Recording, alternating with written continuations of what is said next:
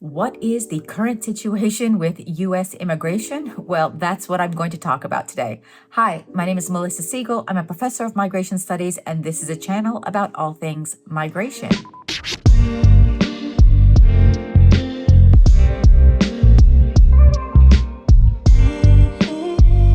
Today, I thought it was important to take a moment to look specifically at what is going on with U.S. immigration. A recent paper just came out from the Migration Policy Institute, which is a think tank based in Washington, D.C., and they regularly do a kind of updated publication on the frequently requested statistics on immigrants and immigration in the United States, which gives really timely information on the things that people are often searching for. So I thought this would be a perfect time to just cover the paper that they have recently put out as of March 2026 right now for some key points. I will, of course, make sure to link to this publication in the description because there's no way that I can cover everything that they covered here in a reasonable amount of time. So if you're interested, you can actually go there and search more the data and see some of the other things that they have covered. I'll try to do some of the basics here. So let's just jump right in. So in 2024, both in absolute terms and as a share of the U.S. population, we saw that immigration was at a record high. So the immigrant population numbered slightly more than 50 million people, or 14.8% of the country's 340 million residents. So this is not unprecedented. We actually saw a similar percentage of the population. That was another high in 1890 when it also stood at 14.8% of the population. But it does mark a turnaround in more recent history. So this is the highest percentage of the population that we have seen since a low that we saw in the 1970s. So at that time, we had an all-time low as a percentage of the population in just under 5% that was an immigrant at that time. Now, in the decades since then, the immigrant population hasn't just increased over time, but it has also diversified, shifting from predominantly European origins to those in Latin America and Asia. And we've seen a much more diversifying of the immigrant population in the United States. So this information that the Migration Policy Institute has put out is using the most updated and available information. But we should also say that some of the data is a little bit outdated. And this is in part because the government has released less data than in previous years. So it's harder to fully assess the Trump administration's immigration enforcement actions and the populations that have been affected by that. So some of the data in the article that they have here are older than others, but represent the most recent available information at the time of writing. So another point I should make before jumping into some of the other statistics is that U.S. immigration policy right now is absolutely in flux, with major changes implemented since the return of the Trump administration in January of 2025. And this has consequences for future immigration levels that we don't know the full repercussions of just yet. The administration has moved in unprecedented fashion to leverage the full power of the federal government to arrest unauthorized immigrants. They've also moved to strip more than 1.5 million people of humanitarian protections and temporary protections in the U.S. It has also scrutinized temporary visa holders much more, including international students and H-1B skilled workers, as well as green card holders and naturalized citizens. And they've also restricted future temporary and permanent arrivals. So there's a lot more that will be coming out of that we are just not sure how it's all going to play out right now. I already mentioned how many immigrants there are in the U.S. and how that has changed over time to some extent. But how have the share and the number of immigrants really changed over time? Let me go into that in a bit more detail. So in 1850, the first year the United States began collecting data through the decennial census, the country had 2.2 million immigrants, representing 10% of the U.S. population. But between 1860 and 1920, the immigrant share fluctuated between 13% and nearly 15% of the population, peaking at around 14.8% of the population in 1890, amid high levels of immigration from Europe. Then we saw restrictive immigration laws in 1921 and 1924, which limited permanent immigration almost exclusively to arrivals from Northern and Western Europe. Combined with the Great Depression and the onset of World War II, this led to a sharp drop in immigration from the Eastern Hemisphere. And then immigration steadily declined through 1970, when 9.6 million immigrants comprised a record low of 4.7% of all U.S. residents. So you can see that very clearly here in the graph. But since the 1970s, the number of immigrants and their share of the U.S. population have increased rapidly. So it's not only that immigration has increased, also the population of the U.S. has increased rapidly during that period. This followed also important changes in U.S. immigration law, such as the enactment of the Immigration and Nationality Act of 1965, which abolished national origin admission quotas and the creation of a formal refugee resettlement program with the Refugee Act of 1980. Now, other factors driving higher immigration have included the growing U.S. economy's needs for workers across multiple skill levels, the desire by U.S. citizens and legal permanent residents to reunite with family members that were abroad, and the evolving U.S. economic, social, and military ties with southern neighbors, as well as countries in Asia and Africa, and major economic transformations and rising displacement in countries around the world. All right, so there are a number of factors that have played into the rising immigration in the United States. Now, where are immigrants originally from? The 11 million U.S. residents born in Mexico represent by far the largest immigrant group in the United States. That was at least in 2024. Although this population has declined by about 500,000 since 2010. Mexican immigrants made up 22% of the U.S. immigrant population in 2024, which was down from 29% in 2010. India and China were the next largest origin countries, accounting for approximately 3.2 million and 2.6 million immigrants, respectively. And this is about 6% and 5% of the overall foreign-born population. But other top countries of origin include the Philippines, Cuba, El Salvador, Vietnam, Guatemala, and the Dominican Republic, and Colombia.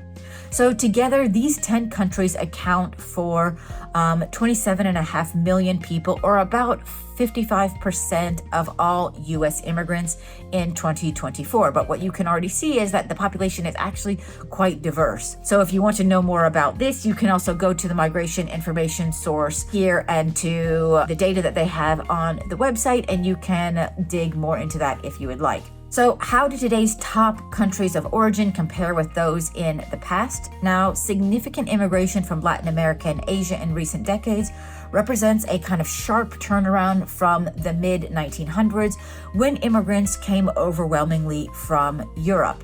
In the 1960s, no single country accounted for more than 15% of the U.S. immigrant population. Italians were the top origin group at that time, making up 13% of the foreign-born in 1960, followed by Germans and Canadians. And now we have seen much more diversification of the U.S. immigrant population. Of course, if you want to see more about that, again, check out the website. So how long has the immigrant population also lived in the United States? Well, as of 2024, 41% of the immigrant population arrived prior to 2000. Additionally, 20% entered between 2000 and 2009, and 38% have come since 2010. So quite a lot of immigrants have already been residing in the United States for a long time. Another important point to mention is that the majority of migrants in the United States reside there legally. So about 74% of immigrants in the United States held permanent legal status or a long-term non-migrant visa, okay? You can see that the majority of migrants in the U.S. are there legally, And if we even look at the unauthorized immigrant population, that is made up of not only irregular migrants or people who are staying in the U.S. without status or who have crossed the border irregularly, but it also includes people with more temporary residency permits or people that have some kind of humanitarian visa. So actually, people who are categorized under unauthorized migrants are not all people that actually do not have documents. So a number of these people actually do have documents, but are on some kind of temporary situation. So what is the racial makeup of the U.S. immigrant population? Around 27% reported that they came from a single Asian race, around 20% as white, and 9% as black. 45% of U.S. immigrants reported having Hispanic or Latino ethnic origins. Now, when it comes to education, what you can actually see here is that immigrants are generally more highly educated than those people who are born in the U.S. So if we look at people who have a bachelor's degree or higher, you have a higher percentage of immigrants that actually have higher levels of education. You do see that there is a bit of a difference in that immigrants are more represented at the higher levels of education and at the lower levels of education, whereas the U.S. population falls somewhere more in the middle. Now, how many migrants are in the U.S. labor force? So immigrants constituted more than 18% of the 175 million people in the U.S. civilian labor force in 2024. This includes both employed and unemployed, or those who are seeking for work. What you can see here are the types of jobs that immigrants do and how this is compared to U.S. born workers. All right. So you see a large portion of immigrants in management, business, science, and art occupations, an overrepresentation also in service occupations. Then we have 14% in sales and office occupations, 12% in natural resource, construction, and maintenance occupations, which is an overrepresentation compared to the native-born U.S. population, and also an overrepresentation of immigrant workers in production, transportation, and material moving occupations. So let's look at incomes of immigrants and poverty levels of immigrants. So immigrant median household income in 2024 was approximately $82,400, which was just slightly higher, but very close to U.S. born households at $81,400. At the same time, immigrants were slightly more likely to live in poverty than their U.S. born counterparts, with 14% versus 12%. So in both cases, immigrants don't look that much different than the native-born population. Now, we know that immigrants don't just come to the United States, they actually move to specific localities. So where are they practically in the U.S.? What cities, what states are they in? So the most immigrants in 2024 were in California, Texas, Florida, New York, and New Jersey. And as a percentage of the total population, immigrants made up the largest shares in California with 28% of the population, in New Jersey with 25% of the population, in New York and Florida with 23% of the population, and in Nevada with 20% of the population. Now, if we look at this in terms of metropolitan areas or specific cities that migrants are based in, then the New York City metropolitan area was home to the most immigrants, with close to 6 million between 2020 and 2024, followed by the greater Los Angeles area with a little bit over 4 million, then Miami with 2.6 million, Houston with 1.8 million, Chicago with 1.7 million. And here in general in this graph, you can see where the pockets of immigrants are with regard to cities in the United States. Of course, generally the bigger cities also attract the larger numbers of immigrants. Now, if we look at the immigrant growth over time, so how has immigration changed between 2010 and 2024? Here you can see the states that have had the largest growth in absolute terms and in relative terms. The largest absolute growth are Florida, Texas, California, New Jersey, and Washington. But as a percentage of the population of those states, we see that North Dakota, South Dakota, Kentucky, Delaware, and West Virginia are in the top 10 with the highest percentage change. And of course, many of those places didn't have very high levels of immigration before, so the percentage change is much higher. Now, how many immigrants have obtained a green card or lawful permanent residence in the United States? Well, in 2024, 1.4 million immigrants became lawful permanent residents. They're also known as green card holders in the U.S. And what are the usual pathways to these green cards or this lawful permanent residence? Well, there are four main pathways to obtain lawful permanent residence in the United States. This is through a family relationship, an employer sponsorship, humanitarian protection, or what is called the diversity visa lottery, or it's also known as the green card lottery. So some categories also within these pathways have annual caps. Of the 1.4 million immigrants who received green cards in the fiscal year 2024, 49% of these lawful permanent residents were immediate relatives of U.S. citizens, 14% were family-sponsored or through family-sponsored preferences, 13% were through employment-based, only 4% came from the diversity visa lottery, and 16% came as refugees or asylees, with another 5% coming in different ways. So really the majority of people who gained lawful permanent residence in 2024 were people who came through family channels. So another thing to mention is also backlogs in the U.S. immigrant visa system. So if you also want to know more about this, I have a whole video on the channel on, specific problems with the U.S. immigration system that have really persisted for decades. But now let's just look right now at how many visa applications for lawful permanent residence are backlogged. Now, because of limits on certain visa categories and per country caps, the U.S. government in some cases is still processing applications from 25 years ago. So there are just a crazy number of backlogs in the U.S. system. In March of 2026, the State Department was processing some family-sponsored visa applications filed back in April of 2001. So that is an extremely long backlog of processing. And they also had backlogs where they were doing employment-related visa applications that were submitted back in August of 2014. So according to the most recent available data, more than 4 million applications, including spouses and minor children, were on the State Department's immigrant visa waiting list as of November 1st of 2023. So that means there's 4 million in backlog just in this one area.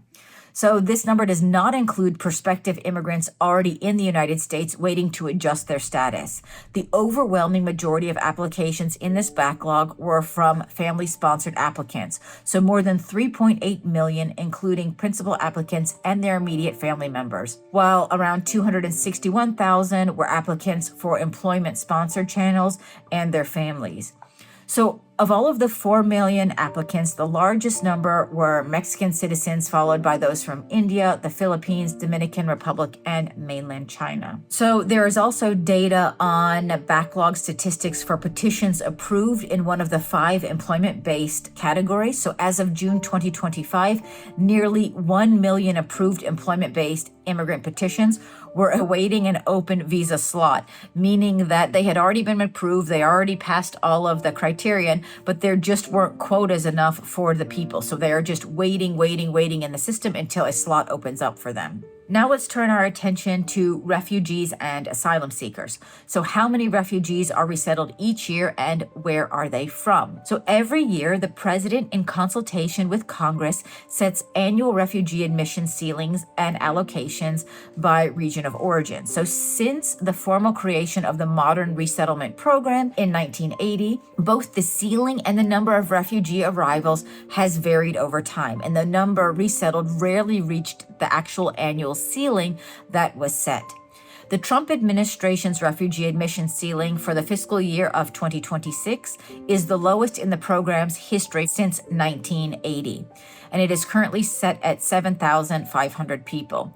The administration largely suspended the program on January 20th of 2025, so right after Trump came into power, allowing in only a small number of refugees in 2025 and early 2026, and these were mostly white South Africans, which is by far not where the greatest need is. The administration's policies followed a period during which the Biden administration had set a ceiling of 125,000 annually for the fiscal years between 2022 and 2025. So more than 100,000 refugees were resettled in the fiscal year 2024, which was the most in 30 years. So overall in the U.S. history, nearly 3.7 million refugees were resettled from the fiscal year of 1975 through the first 5 months of 2026. But these resettlements, as I've mentioned before, have fluctuated a lot over time in the United States.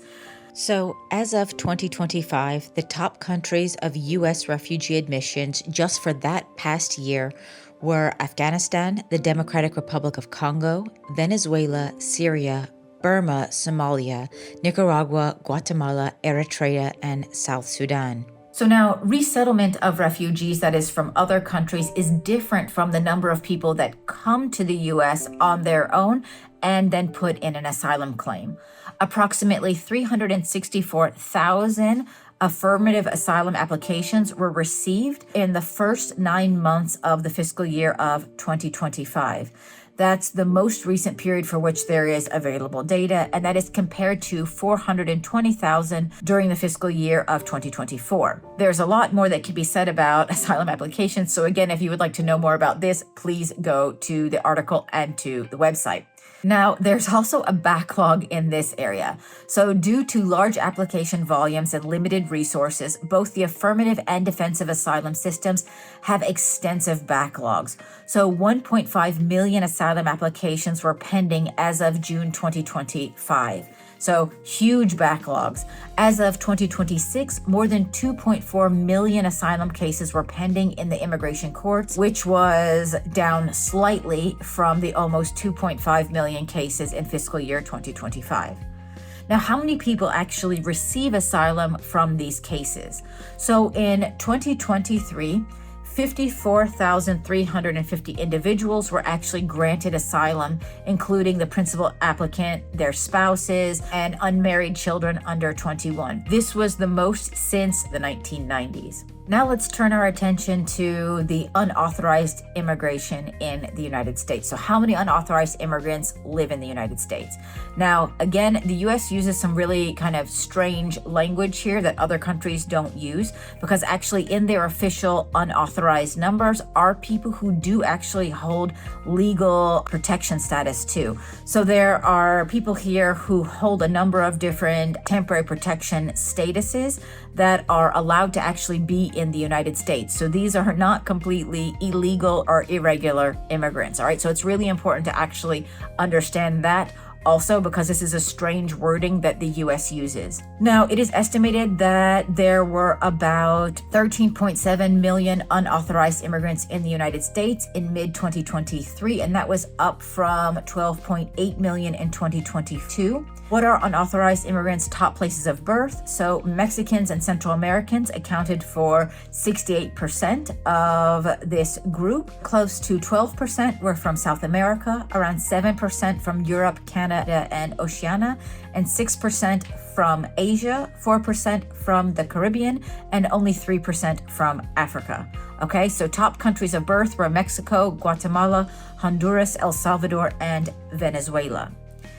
Now, how many of these unauthorized immigrants, though, hold some kind of temporary protection status? The Biden administration provided temporary legal status offering protection from deportation and the right to work, but not a green card, not having permanent residency, to several million migrants either arriving at the border or already in the United States. So among this population with this kind of twilight status, there were approximately 500,000 Cubans, Haitian, Nicaraguans, and Venezuelans with sponsors who arrived with humanitarian parole. So this is kind of humanitarian protection. Humanitarian protection was also granted to approximately 76,000 Afghan evacuees following the withdrawal of U.S. troops from Afghanistan in 2021, and roughly 240,000 Ukrainians who arrived through the Uniting for Ukraine program since its creation in 2022 because of the invasion of Ukraine by Russia. Additionally, in 2023 and 2024, the administration approved 936,500 people to schedule appointments at border posts to be considered for a kind of special protection parole in the United States. So these were people following the rules the way they were supposed to and coming in a regularized status. However, the Trump administration has curtailed these and other humanitarian immigration programs since returning to office in 2025.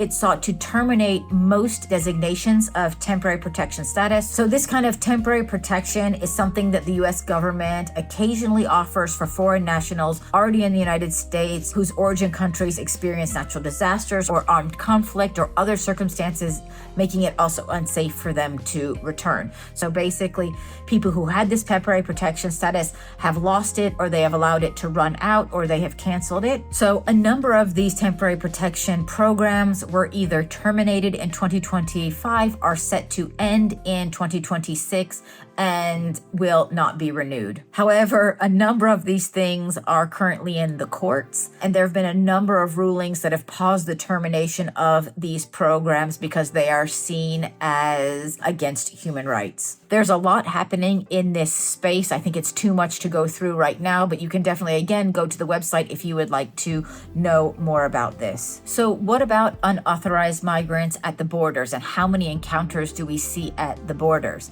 So U.S. Customs and Border Protection reported 692,000 migrant encounters at U.S. borders, airports, and seaports in the fiscal year of 2025, and that was down from 2.9 million in the fiscal year of 2024, and from the record high that we saw in 2023 of 3.2 million unauthorized migrants at borders. So consistent with prior years, the vast majority of these irregular border crossings were at the U.S.-Mexican border. So if we look at deportations yearly, as of the time of writing for the Migration Policy Institute, again, that is in March of 2026, the Department of Homeland Security had not published the total number of deportations from its agencies conducted in the fiscal year of 2025. But based on ICE detention data, MPI calculates that ICE conducted approximately 330,000 deportations in the fiscal year of 2025. And these figures do not include deportations conducted by CPB, which includes the Border Patrol. So the department carried out 685,000 deportations in the fiscal year of 2024, most of which were of individuals who recently crossed the border irregularly. ICE conducted 271,000 removals to more than 192 countries in the fiscal year of 2024, almost double the number of the year before.